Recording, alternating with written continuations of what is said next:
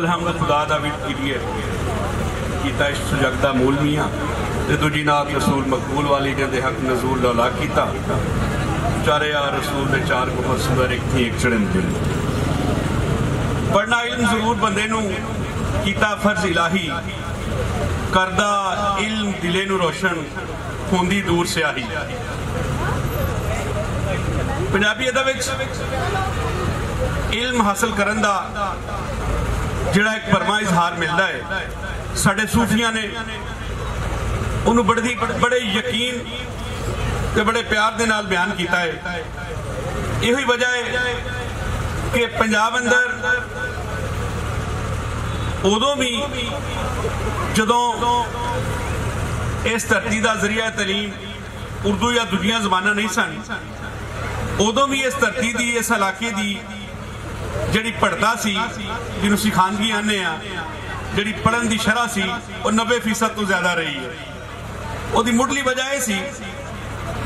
कि इथों के लोगों नूं इथों के बालों नूं उन्हां दी जुबान में तालीम दी जाती सी।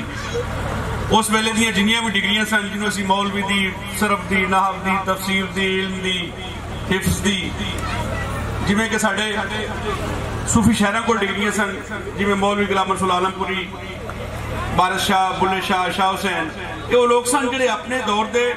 स्कॉलर सन दानश्वर सन पढ़े लिखे सन। इन्हां लोगों ने अपने अपने दौर में अपने कोल बहन वालियां अपने रब की याद दुआई ते हमद लिखी। जिवें बाबा फरीद गंज शक्कर रहमतुल्लाह अलैह ने इंसानों इंसान दोस्ती सिखाई सांझ प्यार मुहब्बत खलूस नाल मिल के रहने का दर्श दिता दे आख्या कि फरीदा खालक खलक मां खलक वसे रब में ते मंदा किस नु आखिए जा तुझ बिन कोई ना। फरीदा खालक खलक में खलक वसे रब मां मंदा किस नु आखिए जा किस बिन कोई ना। यो गल जो अगे चली ते रब्बा मेरे हाल दा महरम तू अंदर तू है बाहर तू है रूम रूम तू जो बुले शाह तक चीज अपनी तरी कोलफ तेरे दरकार इल्मो बस करियो यार। बुनियादी तौर पर इल्मो बस करन तो मुराद ये सी कि वो इल्म जिहड़ा एक तो रोके रब की याद तो रोके वो इल्म कोई एडा इल्म नहीं ते इल्म वही है जिहड़ा रब की याद दवावे बंदियां नूं बंदे नाल जोड़े एक दूजे नाल मिल बह के रहन दा ते समाजियात नूं कायम रखन दा दर्श देवे। सुल्तान बाहू ने भी यानी कि जिन्ने भी साडे सूफी शायर सन जदों ना अपनी लिखत लिखी तो सब तो पहला अल्लाह सोने का जिक्र किया और उसकी हमद लिखी।